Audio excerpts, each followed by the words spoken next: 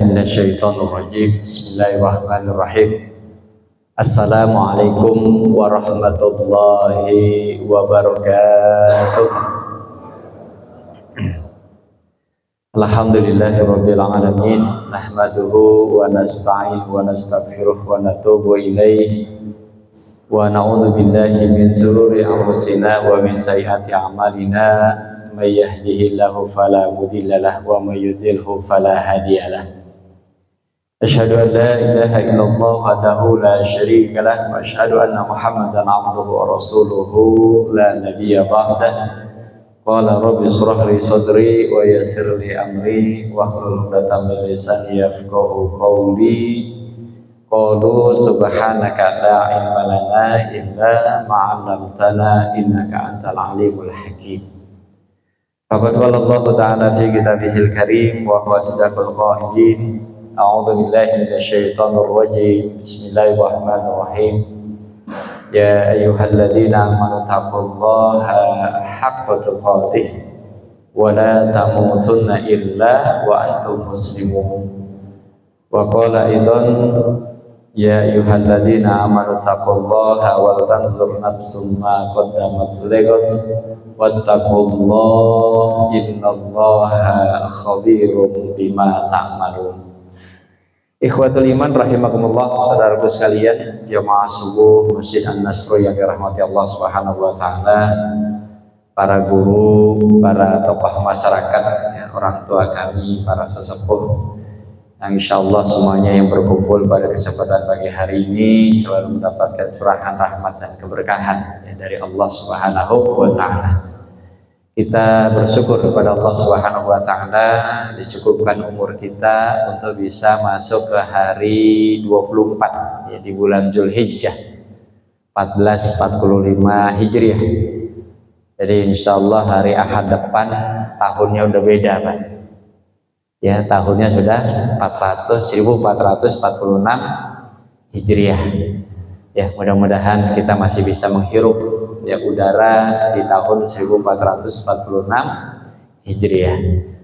Di menjelang detik-detik ataupun saat-saat pergantian tahun, tentu tidak ada salahnya, ya, kalau kita gunakan dengan sebaik-baiknya untuk banyak tafakkur, ya, banyak muhasabah, ya, atau orang bilang banyak kontemplasi, atau katakanlah kita memutar kaleidoskop perjalanan hidup kita di tahun 1445 Hijriah kemarin.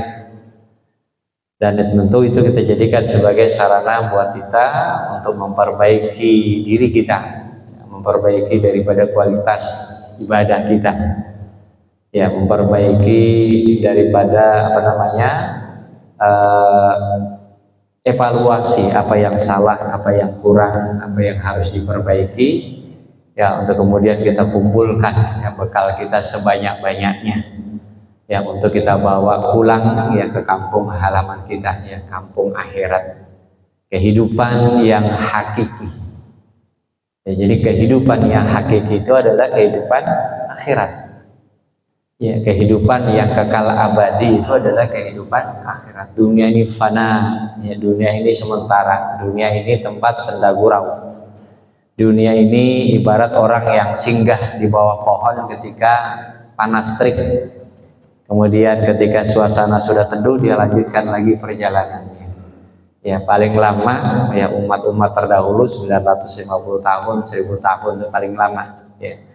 Nah, oleh karenanya ibu bapak rahimakumullah, mari kita minta pagi ini, Allahumma inna nas'aluka ilman nafi'an wa rizqan thayyiban wa amalan mutaqabbalan. Ya Allah, anugerahkanlah kepada kami ilmu yang bermanfaat, rezeki yang halal, rezeki yang thayyib, dan juga amal-amal yang kita kerjakan pada pagi hari ini, mulai kita bangun tidur sampai tidur kembali, semuanya dicatat sebagai ibadah oleh Allah Subhanahu wa taala dan diterima oleh Allah Subhanahu wa taala. Amin ya Allah. Amin. Salawat dan salam pada junjungan kita yang mulia baginda Rasulullah Muhammad sallallahu alaihi wasallam. Sebaik-baik figur, sebaik-baik suri toladan buat kita semua. Ya, beliau yang diutus oleh Allah Subhanahu wa taala untuk menjadi guru, ya, buat kita semua. Innamal bu'istu lil muta'allimin, ya. diutus untuk mengajarkan kepada kita, mengajak kita untuk bagaimana beribadah kepada Allah Subhanahu wa Ta'ala, mengajak kita untuk menjadi orang yang bertauhid, mengajak kita untuk bagaimana menjadi pribadi-pribadi yang berakhlakul karimah. Ya, karena sesungguhnya akhlak Rasulullah adalah sebaik-baik akhlak dan sumbernya adalah karena khuluquhul Quran. Akhlaknya Rasulullah itu sumbernya dari Al-Quran. Ibu bapak hadirin yang dirahmati Allah Subhanahu wa Ta'ala, kita tentu paham, ya, sudah paham, sudah mengerti ketika momen pergantian tahun Hijriah ini tentu tidak bisa dipisahkan dari sirah nabawiyah, dari perjalanan sejarah Rasulullah Muhammad Sallallahu Alaihi Wasallam.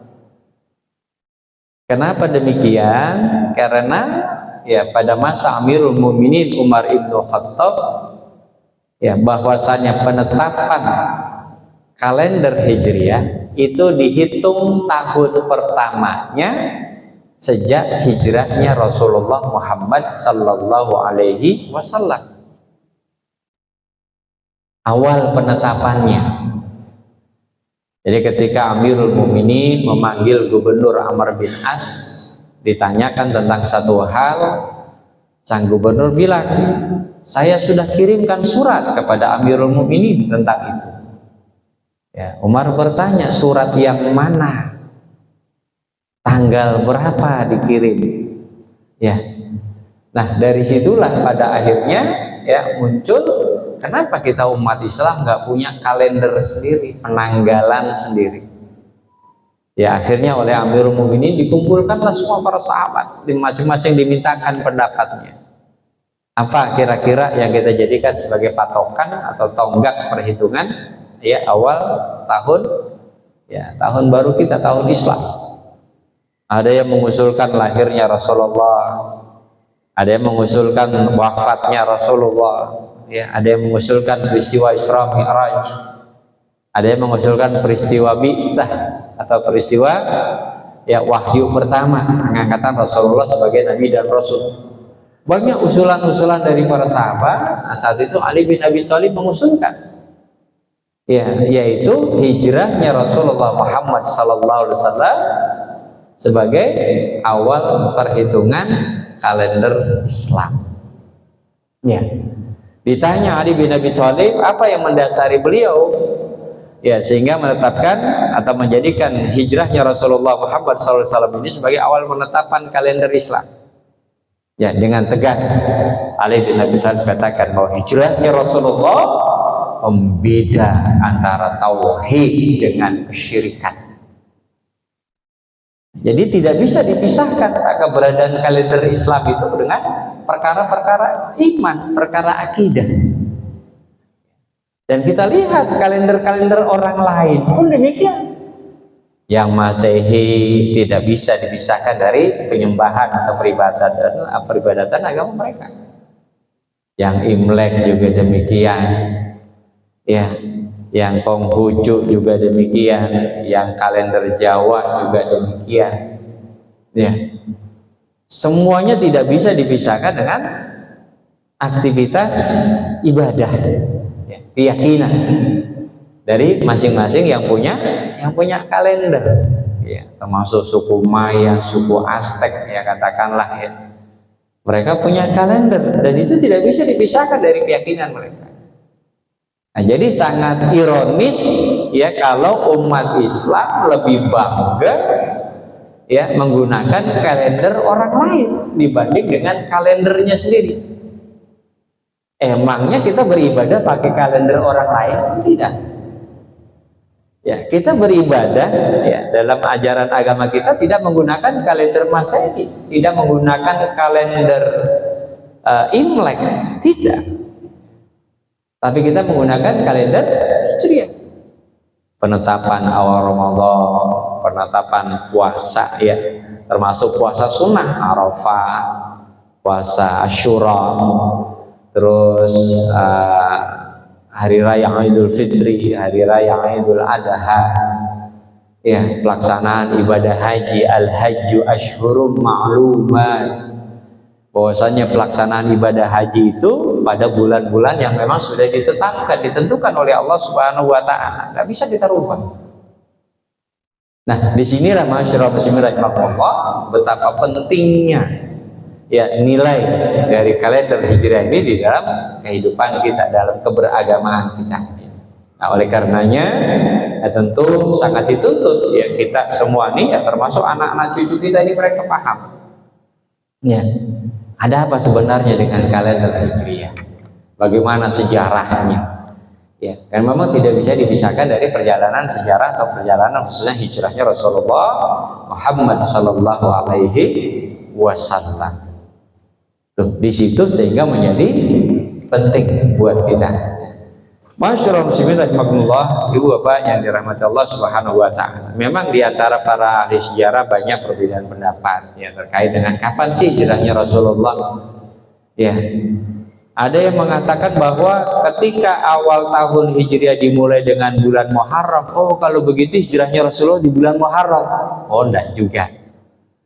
Ya, ini masih banyak persepsi ya mohon maaf, ya masih kurang pas di tengah masyarakat kita. Ya hijrahnya Rasulullah bukan di bulan Muharram. Muharram itu bulan pertama di dalam kalender Hijriah.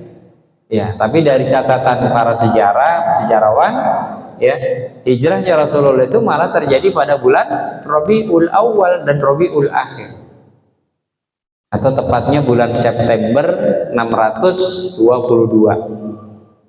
Ya, itu hijrahnya Rasulullah.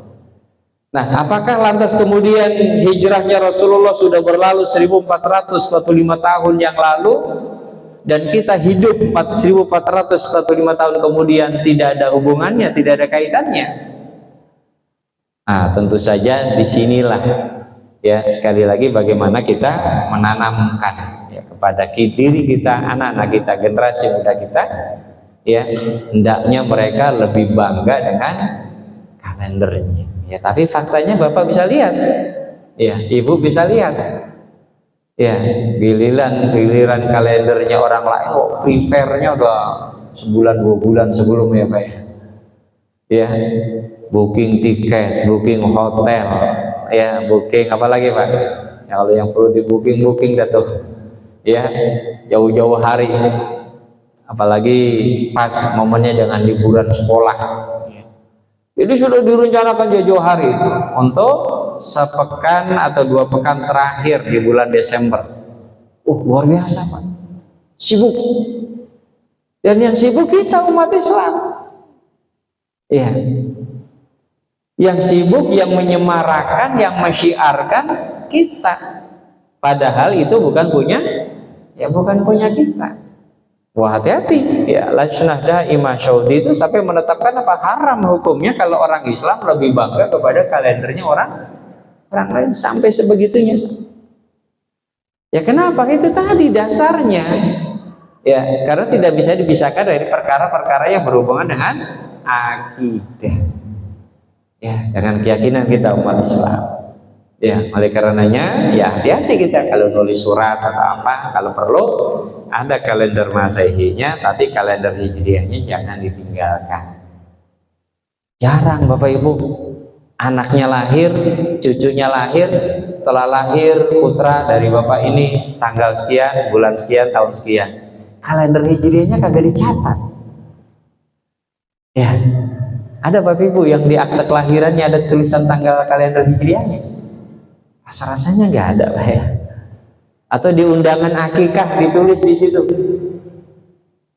Nah ini jangan-jangan kalau mengikuti fatwa lajnah daimah bisa jadi haram. Ini fatwanya Saudi Pak, memang begitu. Bisa jadi haram. Kenapa? Kenapa Anda tidak gunakan kalender Anda sendiri, sementara Anda lebih bangga dengan kalendernya orang lain? Tuh. Ya, semoga ini jadi renungan buat kita. Ya. Bahkan ini sudah ada upaya-upaya real Pak ya dari beberapa pakar ya, dan selalu ada event-event atau pertemuan-pertemuan yang membahas tentang itu ya, diantaranya dari pimpinan Majelis Tarjih dan Majelis Tajdid PP Muhammadiyah Ya, di antara pakarnya adalah Profesor Dr. Tono Saksono. Nah, beliau kemana-mana itu bicara, bahas. Ya, bahkan kalau diundang seminar bicara cuma 15 menit, lebih baik saya nggak ngomong, katanya. Percuma saya ngomong. Ya, saya minta waktu minimal 45 menit untuk menjelaskan itu. Jadi ada upaya-upaya untuk bagaimana kalender Hijriah ini juga nanti diberlakukan secara global. Kenapa? Ya dengan harapan ketika kalender Hijriah ini sudah menjadi global, ya jangan sampai ada lagi ya Lebaran Idul Fitri sampai 3 kali, Pak. 3 tanggal yang berbeda seperti Australia kemarin. Idul Adha-nya 3, ya ada perbedaan 3 tanggal, bayangkan. Di Indonesia bukan tidak ada ya kelompok-kelompok tarekat misalnya, mereka kadang-kadang ya mendahului 2 hari atau 1 hari ya atau bahkan belakangan. Jadi kalau dihitung itu juga nggak jauh beda dengan Australia. Lebarannya kok sampai ada yang 3 kali, tiga tanggal. Nah disitulah satu persoalan ya, termasuk ramai ketika puasa Arafah. Apakah puasa Arafah itu berkaitan dengan wukuf ataukah tidak?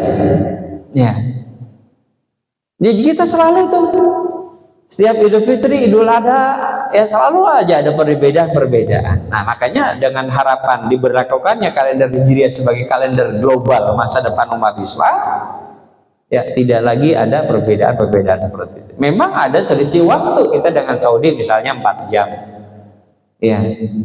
Namun bukan berarti ya sampai justru pada akhirnya jatuhnya waktunya selisihnya sampai 24 jam kan begitu. Ya, nah itu satu contoh. Jadi sedang diperjuangkan memang. Ya, jadi semuanya membahas, memberikan perhatian serius, ya agar kalender Hijriah ini bisa berlaku ya secara global, khususnya di negara-negara Islam. Ya. Baik, nah masyarakat muslimin rahimakumullah, kita setback ke belakang, ya. Terkait dengan hijrahnya Rasulullah Muhammad SAW yang menempuh jarak kurang lebih 200 mil atau 320 km ya, jalan kaki, Pak, dari Mekah menuju Madinah. Nah, ini yang disebut hijrah makaniyah, ya, meninggalkan satu tempat untuk menuju ke tempat yang lain, ya. Nah, masyarakat muslimin rahimakumullah, kenapa Rasulullah hijrah? Ya, nah hijrah ini tentu juga bukan keinginan Rasulullah semata. Ini adalah bagian dari strategi dakwah. Ya, lagi-lagi kalau kita baca Sirah Nabawiyah, ya, di situ dijelaskan, ya, bahwa hijrahnya Rasulullah ini bukan karena ketakutan, hijrahnya Rasulullah ini bukan karena cari aman, bukan. Tapi ini bagian dari strategi dakwah, ya. Yang pertama memang situasi dan kondisi saat itu, kehidupan di Makkah, ancaman yang luar biasa, intimidasi yang luar biasa, ya, apalagi setelah wafatnya 2 benteng Rasulullah, yaitu Siti Khadijah dan paman beliau Abu Thalib. Maka semakin berani orang-orang kafir Quraisy, ya, untuk menyabotase, mengintimidasi, meneror Rasulullah Muhammad Sallallahu Alaihi Wasallam. Bahkan sampai disayembarakan, ya, siapa orang yang berhasil membunuh Rasulullah maka dia akan mendapatkan 100 ekor unta. Banyaklah orang yang berbondong-bondong untuk ya ikut partisipasi dalam sayembara itu dan pengen menang, pengen mendapatkan hadiah. Nah, di sini ancaman, ya, tentu saja yang tidak bisa dipandang enteng. Ya, di samping tentu boikot yang lain terhadap ya kaum muslimin yang saat itu memang masih minoritas, jumlahnya sedikit. Nah, kemudian ya selain karena ancaman tadi, ya, intimidasi, teror, ya, Rasulullah Muhammad SAW, ya, beliau juga melihat Ya, ketika Madinah atau Yathrib saat itu, ya sejak Bai'ah Aqabah pertama, Bai'ah Aqabah kedua, bahwa disinilah ya peluang untuk membangun masyarakat, ya masyarakat yang madani. Nah, itu juga menjadi satu alasan ya, dari 73 orang yang Bai'ah Aqabah pertama bertambah lagi, belum lagi pertumbuhan Islam di Madinah semakin pesat. Ya, dan ini menjadi juga strategi bagi baginda Nabi untuk membangun tatanan kehidupan masyarakat yang Islami. Nah, sampai hari ini itu selalu jadi perdebatan, Pak, kemana ada konsep negara di dalam Islam. Ya, nah kalau membangun Madinah yang saat itu namanya Yathrib, ya bukan dikenal, bukan disebut sebagai konsep negara, lantas bagaimana langkah-langkah real yang sudah dilakukan oleh Rasulullah? Ya, mulai adanya perjanjian ya Hudaibiyah misalnya, ya sekalipun dirasa isinya merugikan kaum muslimin, ya tapi Rasulullah yakin suatu saat, ya sampai beliau meyakinkan para sahabat yang lain, ini adalah kemenangan kita. Pakai stempel ketika Rasulullah negosiator dari kafir Quraisy menginginkan Rasulullahnya dicoret, ya Rasulullah meminta para sahabat untuk mencoret itu di dalam perjanjian. Para sahabat tidak ada yang berani, sampai akhirnya Rasulullah yang sendiri yang melakukannya. Ya, kemudian kesepakatan yang lain, termasuk 2 tahun lamanya kaum muslimin dilarang untuk pergi haji ke Mekah. Orang Mekah yang ke Madinah harus dikembalikan ke Mekah. Orang Madinah yang masuk Mekah jangan lagi dibalikan ke Madinah. Ternyata apa di balik itu semua? Itulah rahasia kemenangan kaum muslimin. Ya, tanpa disadari oleh orang-orang kafir, ya setiap klausul, setiap pasal yang diatur di dalam perjanjian ini justru memenangkan kaum muslimin. Hingga akhirnya apa? Terjadi peristiwa Fatu Makkah. Ya, peristiwa apa? Berbondong-bondongnya orang kafir di Mekah, ya orang musyrik di Mekah, mereka masuk Islam. Tuh Pak, perjalanan ya mulai dari hijrahnya Rasulullah sampai baginda Nabi membangun masyarakat ya di Yathrib atau di Madinah. Nah, jadi Madinah atau Yathrib ini ya tempat yang paling dekat. Ya, ini sehingga menjadi alasan Rasulullah ya untuk memilih Madinah sebagai tempat untuk hijrah. Nah, sebelumnya sudah ada upaya untuk hijrah kemana? Ke Habasyah. Ya, penjajakan ke Taif. Ya, Habasyah ini terlalu jauh, sekalipun disambut dengan baik oleh Raja Najasyi. Ya, ke Taif malah ditolak. Nah, hingga akhirnya ya dipilihlah Madinah atau Yathrib ya untuk tempat beliau hijrah. Nah, di samping tadi itu sudah ada hubungan baik ya antara Rasulullah dengan penduduk Madinah ya, ikatan persaudaraan ya, termasuk persaudaraan dari garis kakek ya, jadi dari Abdul Muthalib, di mana beliau beristrikan orang Yathrib ya, orang Madinah. Kemudian ayahnya Rasulullah juga dimakamkan di Madinah. Abwa memang perbatasan antara Makkah dengan Madinah, tapi lebih condong ke Madinah. Kemudian penduduk Madinah sudah dikenal kelembutannya, budi pekertinya ya oleh Rasulullah Muhammad SAW, sifat-sifatnya yang baik ya, dan juga ya bagi Rasulullah Muhammad SAW ya bahwa hijrah ini adalah perintah Allah Subhanahu wa Ta'ala. Jadi kalau ditanya kenapa sih harus ke Madinah, ya masyaallah bismillahirrahmanirrahim. Jadi perjalanan hijrah Rasulullah ini ya kurang lebih memakan waktu 1 bulan, 30 hari. Ya, 1 bulan atau 30 hari. Mulai dari beliau meninggalkan rumah, mengatur strategi untuk bersembunyi di Gua Thur, ya. Bahkan termasuk menggunakan guide ya. Jadi Rasulullah dalam hijrahnya menggunakan guide. Bahkan guide-nya ini Pak bukan orang Islam, orang kafir. Ya, namanya Abdullah bin Ariqat Laizi, ya, orang kafir. Ya, tapi dipercaya oleh Rasulullah Muhammad SAW untuk memandu, ya, memandu perjalanan hijrahnya Rasulullah dengan sahabat Abu Bakar. Ya, jadi Abdullah bin Ariqat Laizi ini ya diupah, dibayar oleh Abu Bakar. Ya, nah, setelah ketemu mereka di Basur, kemudian mereka bertiga melanjutkan perjalanan. Di sini banyak pelajaran, Pak, buat kita. Ya, proses ataupun tahapan-tahapan yang dilakukan oleh Rasulullah Muhammad SAW dalam berhijrah.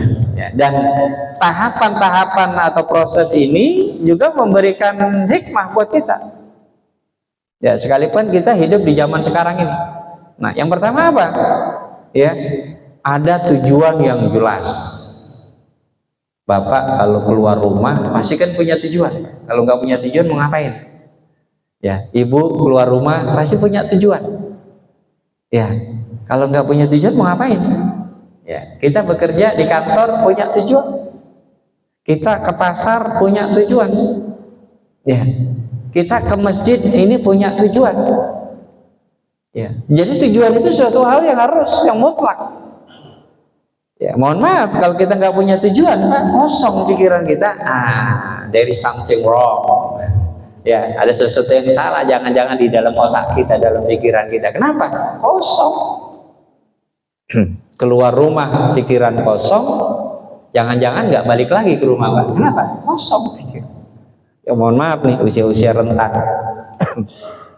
Ya, likailah ya'lama min ba'di ilmi syai'an. Yang dulu kita tahu, yang dulu kita ingat udah nggak ingat lagi. Ya, alias pikun. Itu diceritakan oleh Allah di Al-Hajj ayat 5 tuh. Ya, ada masanya akan tiba saatnya likaila ya'lama min ba'di ilmi syai'an. Yang dulu kita tahu, yang dulu kita ingat bisa jadi blank, Pak. Ibu keluar rumah buka pintu, jalan 10 langkah, nggak tahu balik pulang. Ya. Makanya alhamdulillah syukuri, Pak, ketika memori kita masih sehat.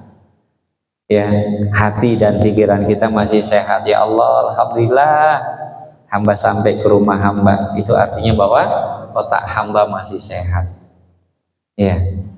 Nggak kena amnesia, nggak kena Alzheimer, nggak kena apalagi, Pak, pikun, apapun namanya. Ya. Dia punya tujuan. Ya, apalagi hidup. Ya, kita di dunia, hidup di dunia ini ya 50 tahun, 60 tahun, 70 tahun, 100 tahun nggak punya tujuan. Mungkin kata orang kafir lebih baik, Pak. Ya laitani kuntu turaba, ya Allah, saya jadi tanah itu lebih baik daripada jadi orang. Ya, Bapak Ibu nanti mau menyesal begitu? Ya, alangkah baiknya kalau dulu saya ini adalah tanah aja udah, jangan jadi manusia. Kenapa? Karena tidak punya tujuan dia. Hidup, iya sih tujuan ada, makan, minum, tidur, berkembang biak. Ya, apa bedanya dengan binatang? Ya, Pak ya. Kalau hidup kita cuma untuk makan, minum, tidur, bereproduksi, ya, apa bedanya dengan binatang? Ya. Kamu kuliah untuk apa, Nak? Saya kuliah supaya saya bisa kerja. Kerja untuk apa, Nak? Supaya saya bisa makan. Monyet kagak kuliah bisa makan, Bapak Ibu. Ini guru saya bilang, Dr. Adian Nusa ini. Kalau kuliah cuma untuk makan, monyet aja nggak usah kuliah dia bisa makan. Ngapain kuliah untuk makan? Ya kan? Monyet nggak usah kuliah bisa makan. Nah, inilah karena otak kita ini sudah cenderung materialis. Sehingga yang jadi tujuannya itu ya punya rumah, bisa makan enak, punya kendaraan bagus, ya semata-mata hanya untuk dunia. Nah, makanya sementara umat Islam ya, mereka yang mereka cari adalah Rabbana atina fid dunya hasanah wa fil akhirati hasanah wa qina adzabannar. Tuh, jangan lupa, Pak, doa kita. Dakwah bil hikmah, ya, bagaimana Rasulullah ya ketika menjalankan proses hijrah, di situ ada pesan-pesan dakwah sampai kepada kita. Ya, pesan-pesan dakwah, karena diawali dengan apa? Ada bai'ah Aqabah 1, bai'ah Aqabah 2, diutusnya sahabat Rasulullah Mus'ab bin Umair ke Madinah untuk mengajarkan. Nah, jadi ada prolognya, ada pendahuluannya, nggak ujuk-ujuk pindah ke Madinah, tidak, ada proses di situ. Dan itu lagi-lagi bagian dari strategi dakwah. Kemudian apa? Berkorban untuk menjalankan misi dakwah. Nah, kemarin kita udah korban, Pak. Nah, tinggal bagaimana implementasi nilai-nilai korban ini, nilai-nilai korban dalam kehidupan kita. Ya. Jadi memang hidup kita ini dituntut kita, besar tuntutan kepada kita untuk berkorban. Ya, jangan justru kita berpikir apa? Siapa lagi yang mau saya jadikan korban? Ya kan? Orang sekarang berpikirnya begitu, Pak. Siapa lagi nih yang bisa mau makan? Ya. Timah sudah dimakan, nikel sudah dimakan. Apalagi, Pak? Proyek mangkrak ya sudah dimakan, Pak. Berpikir itu jadi apa namanya? Siapa lagi yang mau dijadikan korban? Apalagi yang mau dimakan, kan begitu. Ya. Bancaan orang bilang, naudzubillah. Nah, mindset yang ini yang berbahaya, Pak. Ya. Bukan berkorban demi kemaslahatan kebaikan orang lain, tapi justru berpikir ya, justru mengorbankan orang lain atau menjadikan orang lain sebagai korban. Nah, sementara hijrah mengajarkan kepada kita banyak berkorban demi kemaslahatan umat. Rasulullah berkorban nggak? Berkorban, taruhannya nyawa. 100 onta hadiahnya kalau beliau berhasil dibunuh. Ali bin Abi Thalib yang menggantikan Rasulullah setelah tidurnya berkorban, berkorban, taruhannya nyawa. Kalau sekiranya nggak disingkap dulu itu selimutnya, langsung dihunjamkan pedang para pembunuh ini, ya, para algojo ini, nyawa taruhannya. Perjalanan jauh dari Mekah ke Madinah 320 km, melewati bukit yang terjal, panas terik, 1 bulan lamanya. Itu juga taruhannya nyawa, Pak. Ketika di Gua Sur, Abu Bakar kakinya digigit ular berbisa, menggigil kedinginan, demam beliau.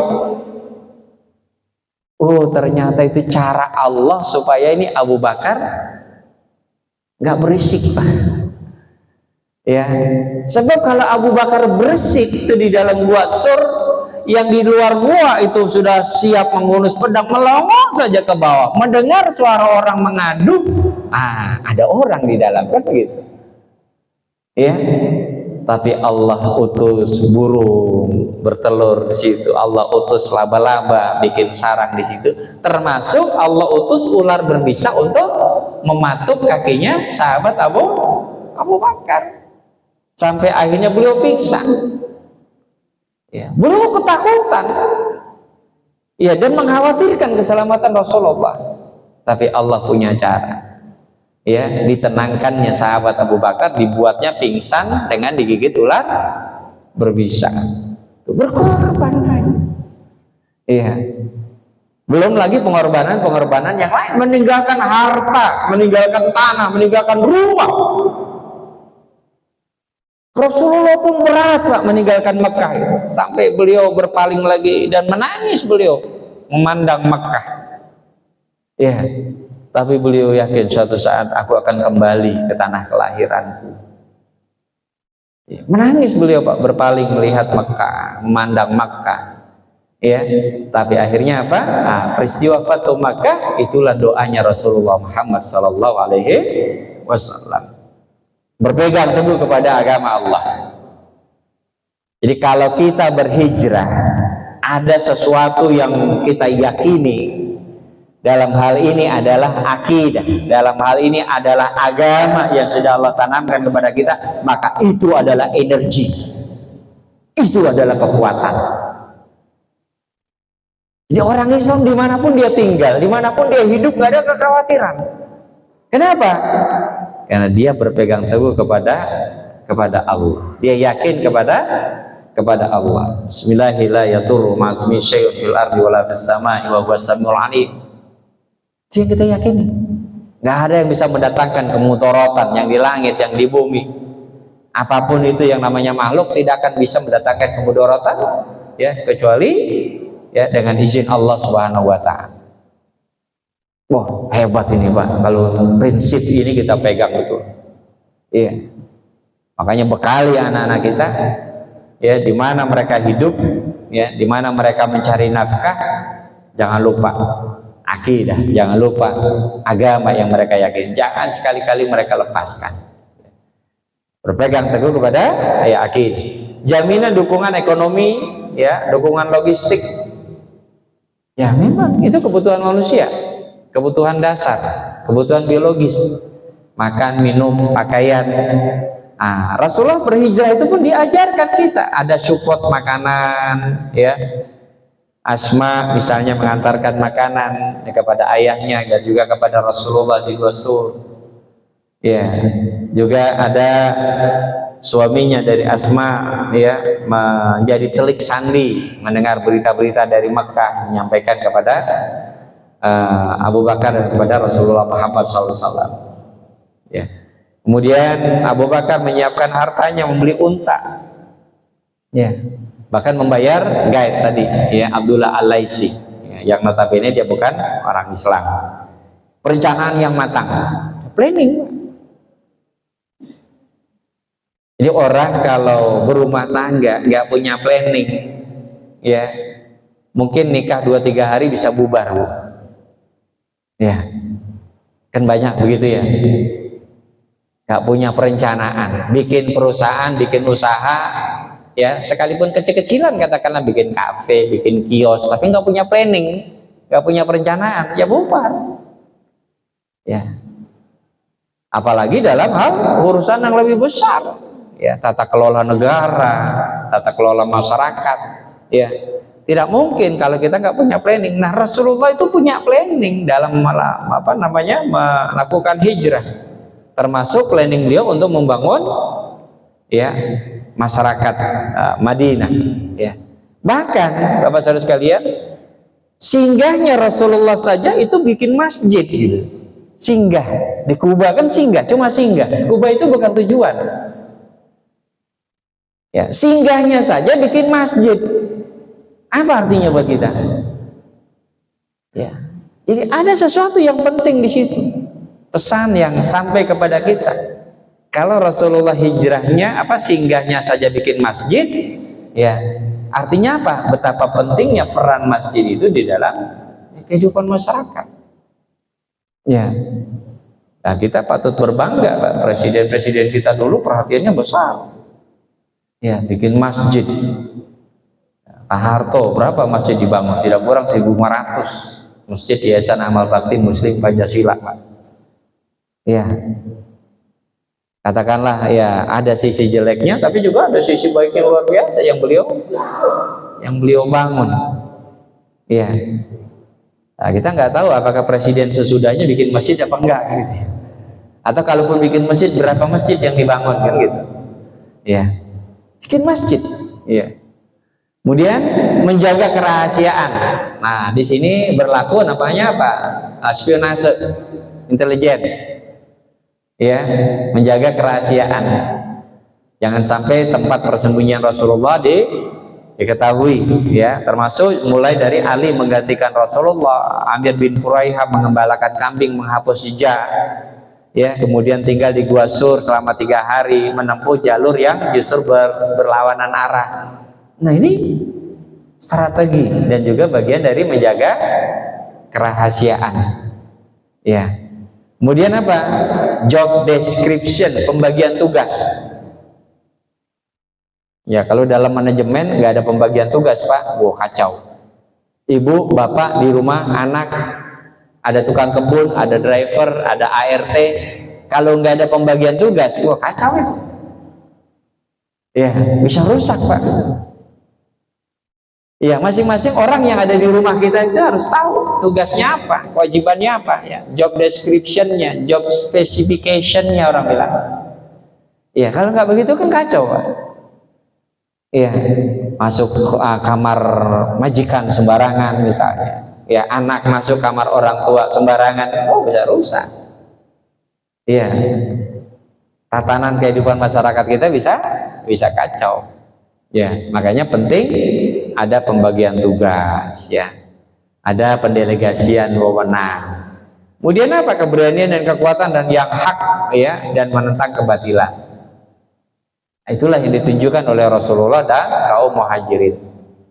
Ya, sekalipun mereka minoritas, tapi mereka tunjukkan keberaniannya dan mereka tetap melakukan upaya-upaya perlawanan. Ya, seperti bahkan Umar bin Khattab, apa beliau bilang? Siapa orang yang mau anaknya yatim, mang istrinya janda, saya mau ikut Rasul, saya lewat sini. Bayangkan Pak, terang-terangan beliau. Ya, artinya apa? Siapa orang yang mau menghalangi beliau hijrah, ya siap-siap mati. Anaknya jadi yatim, istrinya menjadi janda. Itu sampai beliau ultimatum begitu. Siapa yang berani halangi saya mau hijrah ke Madinah, ya siap-siap anaknya yatim, istrinya janda. Ya, artinya apa? Ya, jangan coba-coba. Dan memang tidak ada yang berani menghalangi beliau. Ya. Nah itu Pak, melindungi semua hak, ya, termasuk hak musuh. Nah inilah indahnya Islam. Ya, jadi Rasulullah ketika hendak hijrah, beliau masih punya tanggungan. Ya, ada barang gadainya kepada seorang Yahudi. Nah, beliau amanahkan kepada Ali untuk mengurusnya. Ya, kemudian dibutuhkan apa? Sukarelawan, orang-orang yang membantu kita, volunteer lah katakanlah. Ya, sukarelawan. Ya kan presiden kita nggak jadi presiden kalau nggak ada sukarelawan kan gitu Pak. Ya, jadi ada orang-orang yang menopang, menyokong ya perjuangan sekecil apapun peran mereka, ya tapi keberadaan mereka sangat penting. Ya. Kemudian menanamkan ma'iyatullah untuk menyelamatkan umat. Apa itu? Kebersamaan, bahwa Allah selalu bersama hambanya yang beriman. Allah pasti menolong hambanya yang beriman. Iman, yang ingat iman Pak. At-Taubah ayat 20, Al-Baqarah 218 itu hampir sama tuh. Iman, hijrah, jihad. Modalnya iman dulu. Islam saja nggak cukup. Ya, Islam saja nggak cukup. Ketika orang Badui turun bertemu Rasulullah, "Amanah ya Rasul." Apa kata Rasulullah? "Qul aslamna." Maaf, kamu baru berislam, belum beriman karena belum nyata. Apa yang kamu lakukan belum menunjukkan orang beriman. Jadi Islam saja tidak cukup, beriman Pak. Islam, iman, ya. Kemudian apa? Ihsan. Karena orang bilang begitu, ya.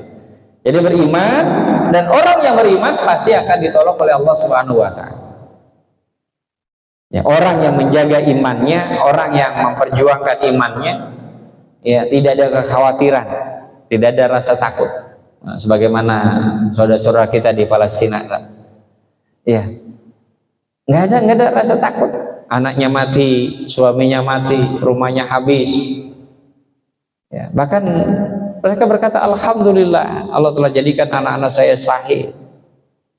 Ya, alhamdulillah Allah telah ambil keluarga saya." Iman Pak.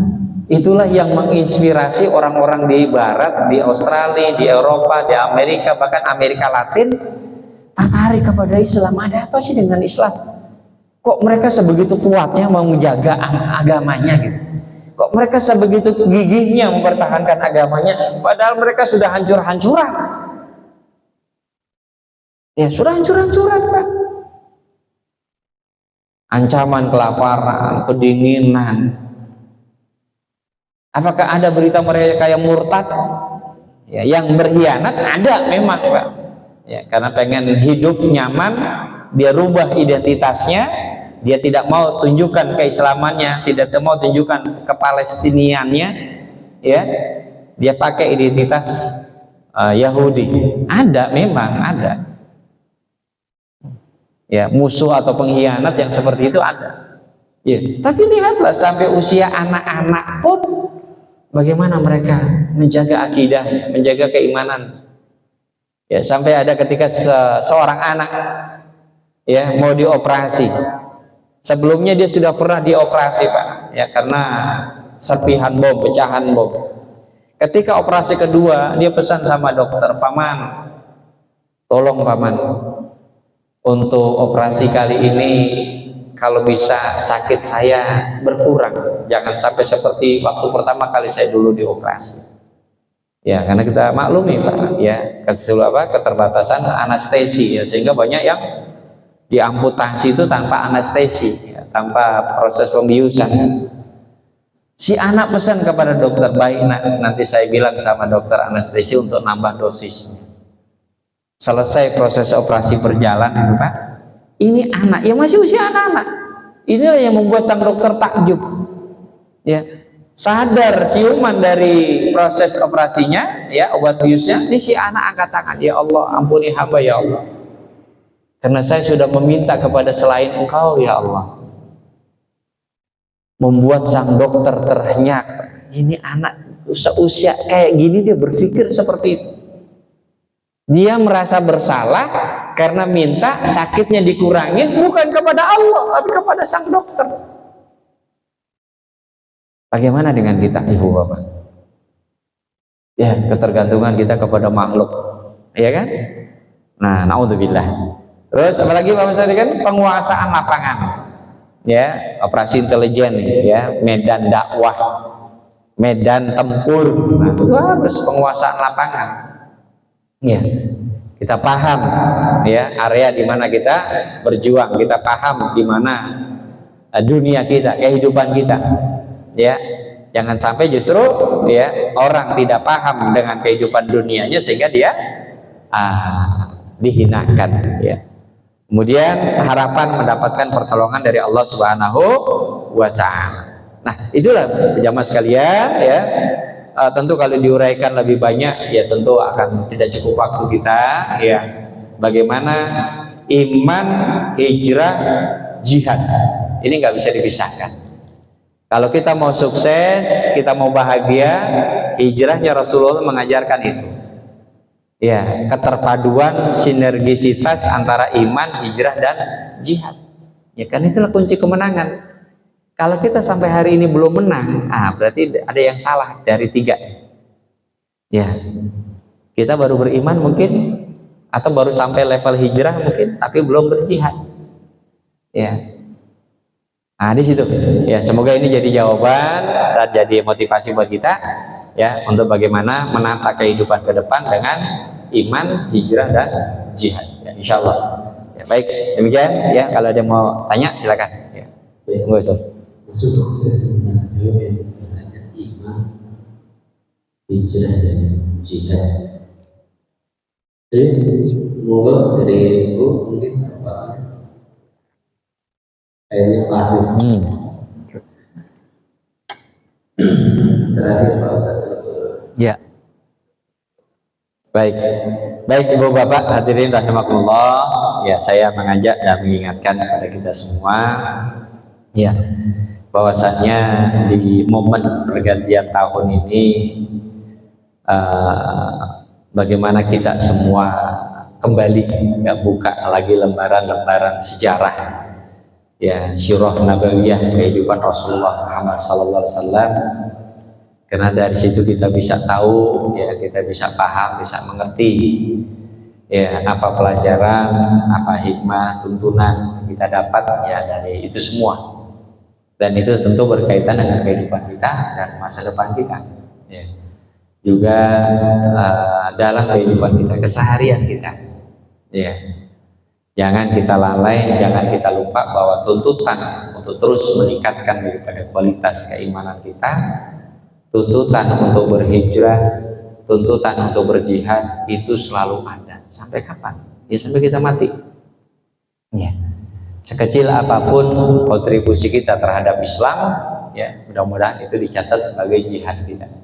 Bi amwalikum wa anfusikum. Ya, berjihad dengan harta, ya, hatta sekalipun nanti berjihad dengan nyawa. Nah, hijrah, setiap saat kita dituntut hijrah. Ya, kata Rasulullah, siapa orang yang menjaga dirinya dari hal-hal yang diharamkan oleh Allah, maka sesungguhnya dia sedang berhijrah. Ya, manahallahu anhu fa anta muhajir. Ya, siapa orang yang menjaga dirinya dari hal-hal yang haram, maka sungguh dia sedang berhijrah. Nah, jadi hijrah dalam kehidupan kita, ya pengamalannya dalam aspek yang luas. Jadi bukan sekedar dari satu tempat ke tempat yang lain, ya, tapi meninggalkan yang haram kepada yang halal, meninggalkan yang tidak baik kepada yang baik, ya, memperbaiki akhlak kita dari akhlak yang buruk, ya, akhlak mazmumah menjadi akhlakul karimah, itu juga adalah bagian dari hijrah, insyaallah. Baik, kita sempurnakan bagi kita dengan munajat mohon kepada Allah Subhanahu wa taala agar apa yang kita bahas pagi ini menjadi ilmu yang bermanfaat, ya sebagaimana yang kita minta, untuk kemudian juga menjadi motivasi kita, ya untuk menjadi lebih baik, ya terutama dalam upaya menjaga, memelihara dan meningkatkan kualitas iman dan takwa kita kepada Allah Subhanahu wa taala. Al-Fatihah. A'udzubillahi minasyaitonir rajim. Bismillahirrahmanirrahim. Alhamdulillahirabbil alamin arrahmanir rahim maliki yaumiddin. Iyyaka na'budu wa iyyaka nasta'in ihdinas siratal mustaqim siratal ladzina an'amta 'alaihim ghairil maghdubi 'alaihim waladdallin. Amin ya Allah ya rabbal alamin. Rabbana taqabbal minna innaka antas samiul alim wa tub 'alaina innaka antat tawwabur rahim. Rabbana hab lana min azwajina wa dhurriyyatina qurrata a'yunin waj'alna lil muttaqina imama. Rabbana hab lana min azwajina wa dhurriyyatina qurrata a'yunin waj'alna lil muttaqina imama. Rabbana hab lana min azwajina wa dhurriyyatina qurrata a'yunin waj'alna lil muttaqina imama. Rabbana atina fid dunya hasanah wa fil akhirati hasanah wa qina adzabannar. Rabbana atina fid dunya hasanah wa fil akhirati hasanah wa qina adzabannar. Rabbana atina fid dunya hasanah wa fil akhirati hasanah wa qina adzabannar. Subhana rabbika rabbil izzati amma yasifun wa salamun alal mursalin walhamdulillahi rabbil alamin. Assalamualaikum warahmatullahi wabarakatuh. Waalaikumsalam warahmatullahi wabarakatuh.